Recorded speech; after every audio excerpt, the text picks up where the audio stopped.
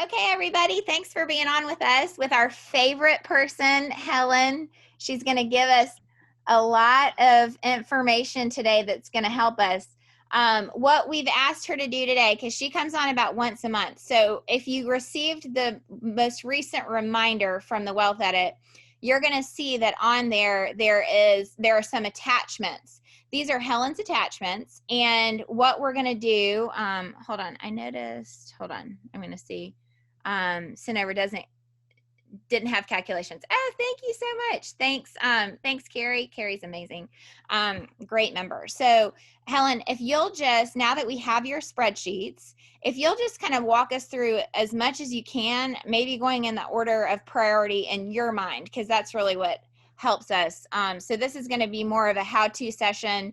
In our Instagram post, we went through and sent you the audio of her previous podcast. So if you listen today, if there's something that you missed, make sure you go back and listen to those podcasts because they're really, really good. So Helen, thank you again for being on today. Sure. So I guess doing the nuts and bolts of this, I want to say, first of all, the best thing about your behavior and your habits is that they can be changed. And that's just true all the way through life. So if you start out with the big budget, it's called the Spending Plan Adult 101. Do y'all have that? Mm-hmm. Okay. So it's very simple. Really, it's mostly about you changing your mind and that you want to do this. You're going to be brave about it. At the end, I'm going to tell you my Saving the Tiger story. But so let's just go into this. Basically, the first column, gross monthly income, for you to get on a budget. Now, this is how much money are you bringing in and how much money are you sending out, which if you've heard my podcast before, you know that I believe if you have 10 cents, you really should only spend 9 cents. You've got to be in that category. So you've got your what all's coming in.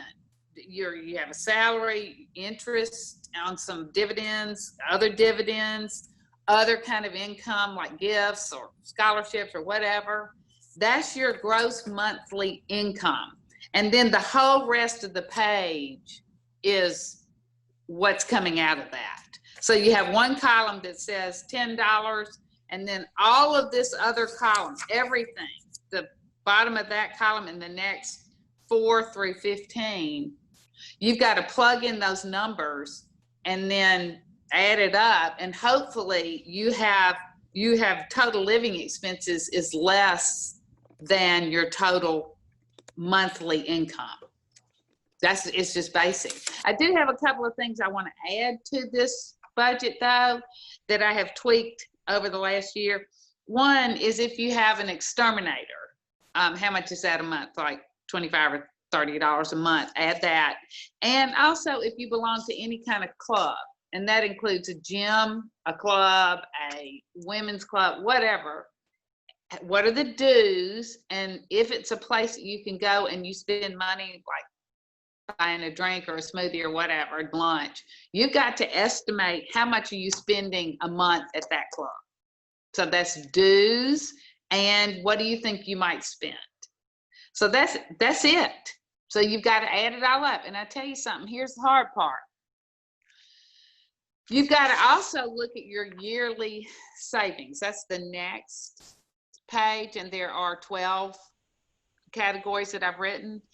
And if you have insurance that's due once a year, or you want to have a Christmas fund, or any of those, charitable giving, car tags, work-related fees that come once a year, then you've got to add all that up, divide it by 12, and that amount goes into this budget. Does that make sense? Blue, that when she's talking about the yearly, that's that blue attachment, that turquoise blue. Right. Yep.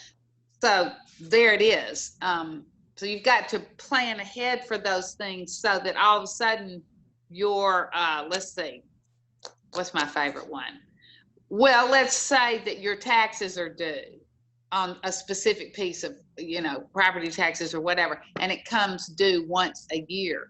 I don't want you to just all of a sudden go, oh my gosh, it's totally blown. I don't have the money. Because if you've done what I said, add up all the yearly savings that you have, divide by 12 and put it in the monthly, then you just go to that one of these monthly living expenses.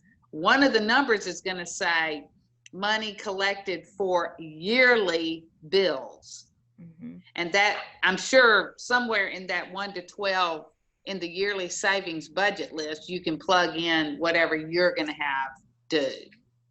So then the money is there. And that's one of my biggest things is save the money, have the money for whatever you need to spend it on. And then if it's something fun, like I have down here, vacations, and you've saved the money and you're going to go, say, to the Bahamas or something, then you look in that category and you've got money saved. So go spend it, have a great time. Mm-hmm. That's it.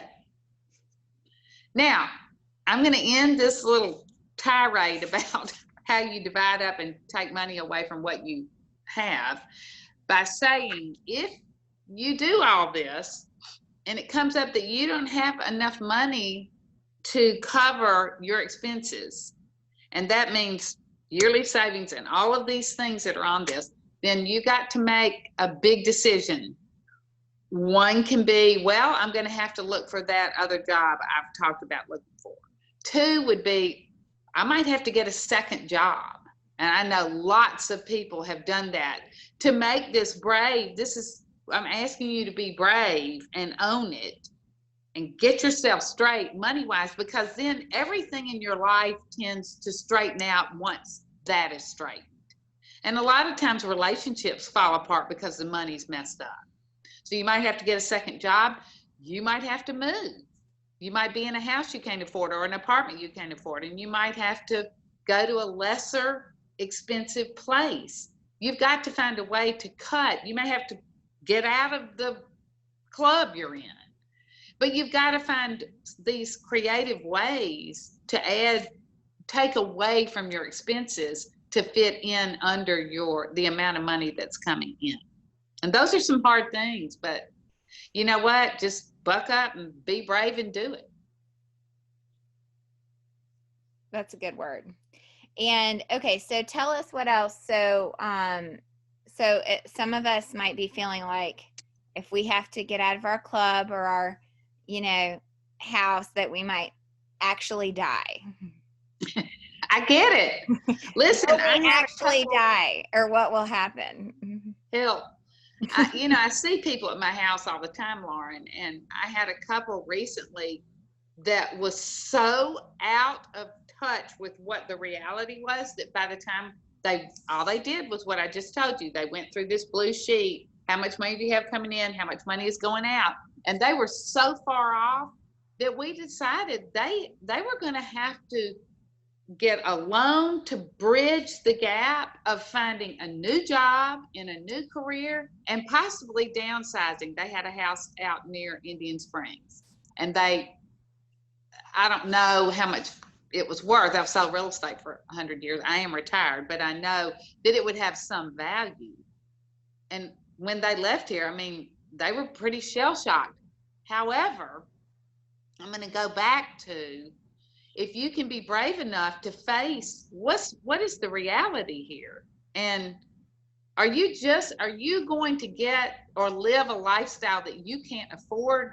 Because let me tell you what that's robbing you of. You may get the better car or the bigger house on the street you want, but your life is going to pay a price for the fact that you've overextended and you're not being real and true to yourself about what is this real situation, which takes me into my Saving the Tiger. That's what this session was named.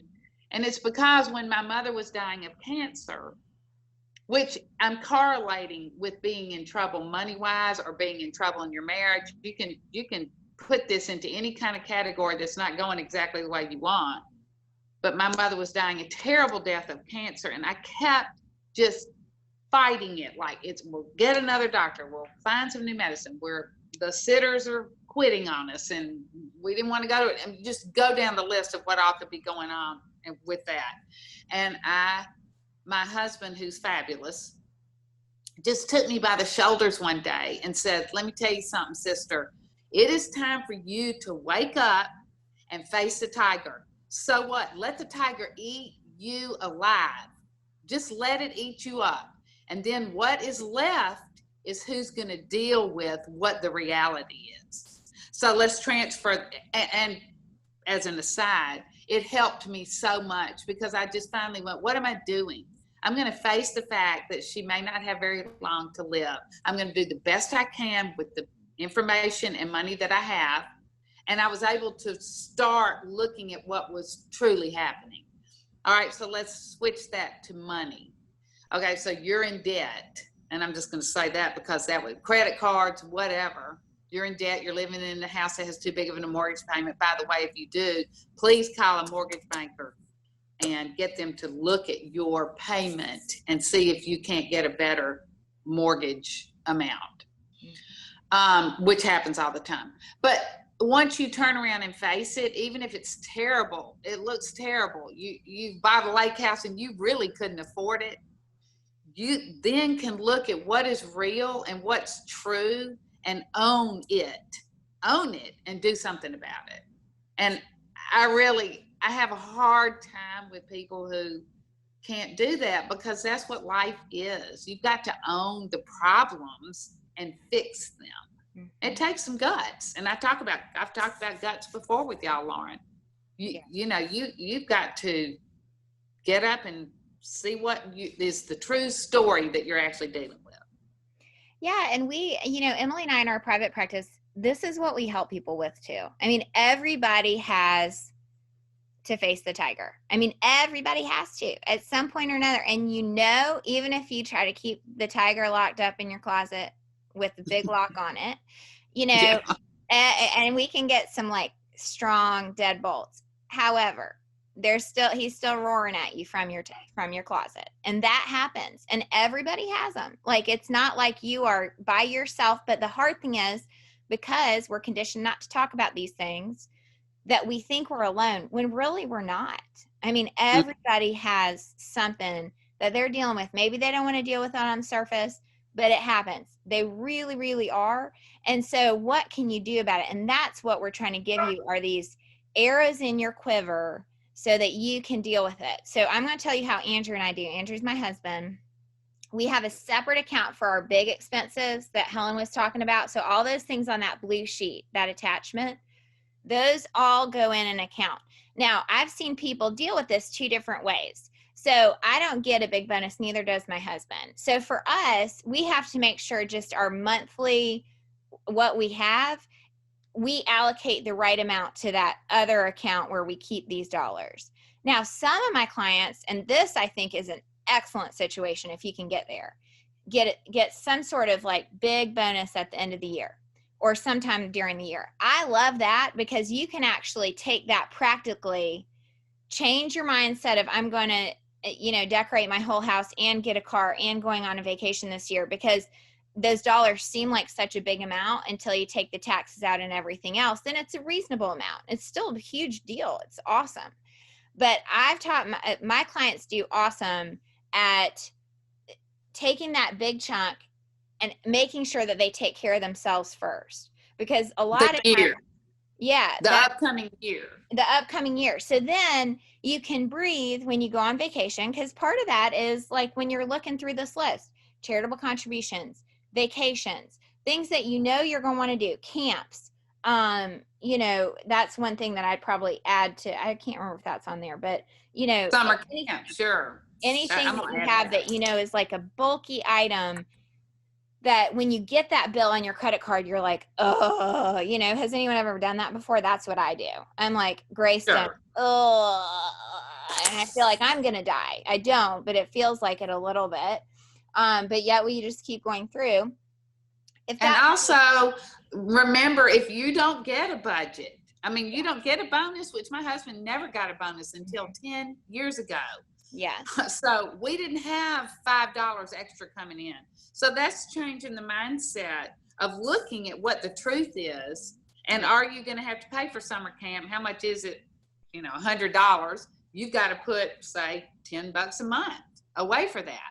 and Yeah. then you can pay for it. So a lot of people don't have the luxury of having a bonus. So you just have to work within that. That's exactly right. That's how my situation is. So basically, I every year am trying to fill that bucket for the next year. And during the year where Helen and I were working together, and this is a marathon and not a sprint. That's the other thing I would say. There's always things that I can be doing to tweak more, to do better in this way. There just are ways to do it.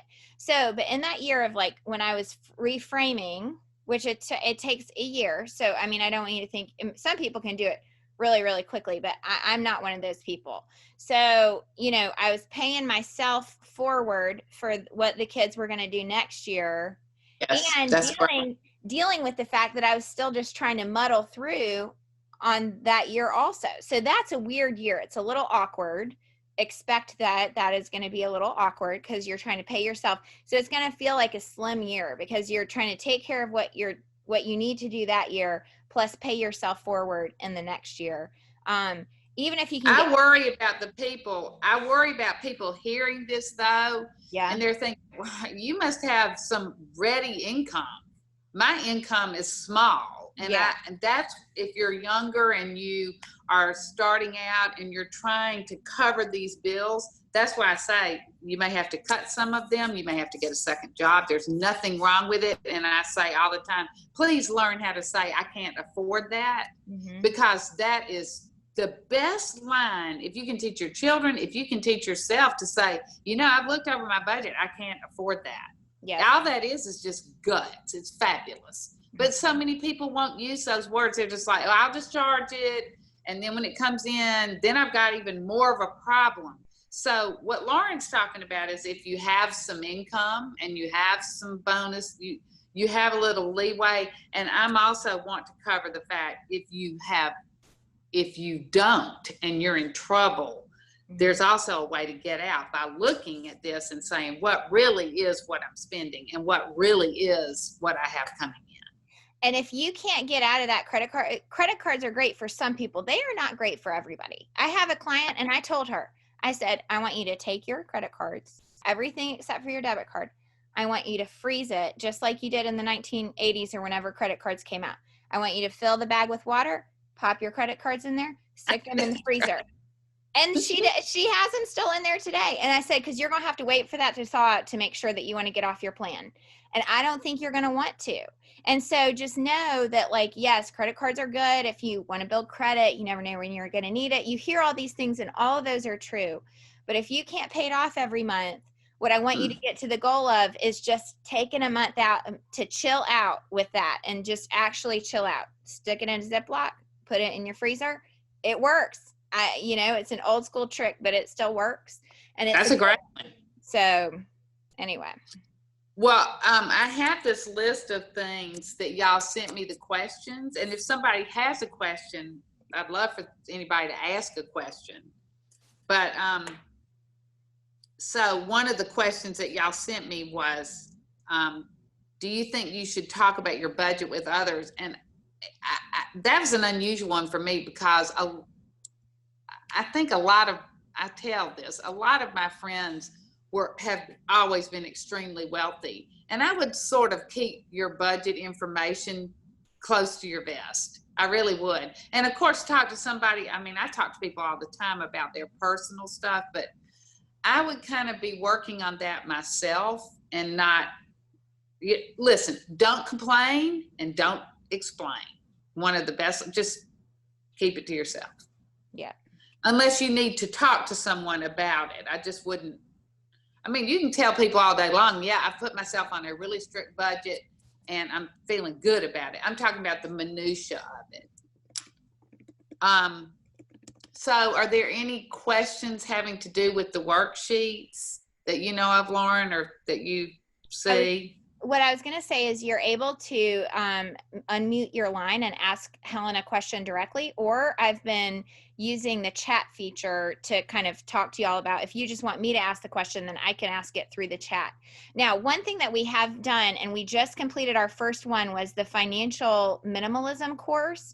And I've asked Carrie Tiardo if she'll unmute her line while everyone's thinking of their questions, just to share your experience, because that's a smaller group of people within the Wealth Edit who are members who have gotten together and have kind of gone through that first 6 weeks of the course together. So while we're not sharing the particulars of any budget, we're all going through the same journey together, which was, I think it went well. But Carrie, I'd love to hear your thoughts on that. Hey, thanks. Can you guys hear me? Yeah. Awesome. Great. Helen, I think you're amazing. And if I could be you, I mean, I would in a heartbeat. So I love it when you're on the Well Said at Wednesdays. I love everything about budgeting, and also am a self-proclaimed minimalist. I try not to own too many material possessions. I don't have a problem with credit card debt or spending. So the Wealth Edit financial minimalism course was really right up my alley, and I loved it. And I still love it. Our group is continuing into a next chapter, which I'm really looking forward to. But I mean, if there's anybody out there that's considering doing financial minimalism course, it's awesome. And it has a lot of these things that Helen's talking about too, like just talking about your spending and not getting into the minutia, like you said, but just being able to talk about like what you're struggling with, and you know, just having that group of women, you know, to be able to share that journey together and learn about And those budgeting. that's different. And I think that's so valuable, because those people are there for the same reason. All I'm saying is, like at lunch, Yes. you know, I would just keep those. I think it'd be fabulous if I had ever had a group of people that were in my same situation, which most of my friends never worked, and I sold real estate for 23 years. They just were not in my same place. And so it wasn't safe to say really Exactly. what to do. But what you're talking about is what I wish I'd had. Really. Well, I think it's perfect. It's really perfect. And I feel like personally, it's perfect to hear you speak today, knowing that yesterday we just finished this 6 weeks course. So we spent 6 weeks talking about our money, talking about our spending habits, and really just being more conscious, more aware. And then to have you come in and speak to us is just like a perfect tie-in. You know, it's really like, okay, I feel like a bookend. You know what I mean? Great. I do have a quick question for you though. Okay, go. Oh, okay. My, and this is just kind of, and I don't know if anybody else feels this way, but I feel like maybe somebody else does. My income can fluctuate because of commissions. And so I know that my income will fluctuate between 0 and let's say 2,000 any given month. I have an average yearly because I'm into budgeting. So I've gone back the past 2 years, averaged out what my month is, but I typically budget based on my just base salary. Is that something, and I kind of feel like, should I live a little? Should I budget for the average? How would you approach that? I love that you're basing your life on your base salary. That is incredibly fabulous. So you obviously get it. But in the categories of the yearly savings, which is what I would do with some overage, I would put a category in there. I've got in there vacations, and I consider that weekends or a week somewhere. I mean, it can be a splurge, any kind, or you can put vacations and splurge. And I'd put some money once every, whatever it is per month that you think you can afford to put in there. When you get extra, I'd put it in the savings account or in that quote coffee can, which is what I feel like I have coffee cans everywhere buried in the backyard. But that money can go into that category. And so again, when you have something you really want to splurge on, so scratch out vacation and just put splurge, which can be vacation. But let's say you want to buy I don't know what, a boat, I don't know. But if you go there, or a dinner out, let's get down to reality, then you go to that category, you have the money. It's so valuable because you've earned it, you put it there. So take it out and spend it. That's spend awesome. it and have fun with it. I'll try and learn how to have fun. Thank you so much, Helen, for everything. This is, I'm gonna mute, but you're awesome. You obviously get it. And I think that's your life has got to be clearer and better because of the way you're doing your money. She's our budgeting ninja. She's really good at it. She's awesome. So, okay, I'm going to go through that. We've received some questions, so I'm just going to go down the line. Okay, so the first question is, we share everything, one pot of spending money. Do you think it's beneficial, or do you think it works better to create separate spending account, his, hers, big expenses, daily expenses? I definitely think you need to have separate spending expense accounts, because Dickie, we've been married for 100 years and we really don't have a problem with this because we're on the same page. But he has to have his own blow money, is what I call it. If you want to throw it out a window, that's your money and you can do it. If you want to set a match to it, have fun. I have my own blow money. And it has been great because we're not constantly saying, well, do you think I could get a shotgun and if you want, whatever it is. But you see, the point is that we have separate accounts because it's valuable to have your own money. It's autonomy. Yes, separate. I mean, obviously you're going to work together on what you're living on and what your mortgage and all that. I'm talking about, quote, fun money. Yeah, that's great. I agree. That's what we do too, and it's been helpful. Okay, the second one is, okay, freelance and unexpected income. How do you suggest freelancers handle their budget and the ebb and flow of their income? That actually, and then it kind of flows into the next question of, again, people that don't have fixed salaries, and Carrie kind of touched on this, but it's tricky to plan with irregular income and things like quarterly tax payments. So it is. Sort of help us with like the freelance, non-fixed salary people. How do you help them, and what are some of your best tips? The best thing you can do right now today is to put yourself on the most stringent budget. This is a process, and you're trying to make this a lifestyle. Mm-hmm. So stop today, make a list. What do I have to have this month? And start to try to live in that area. And as you see, well, I've been too hard on myself, I can let loose some in the entertainment category or the club category. But I would start by pulling way back and seeing, because if you're on a non-fixed income, some months you'll have a great month. Well, so if you're living within this budget I'm talking about, which is very stringent at the beginning, then that money has been put somewhere extra. Oh, I can divide up so much extra money into, car maintenance and vacations and haircuts. And I can go from here to Anniston and back with a list.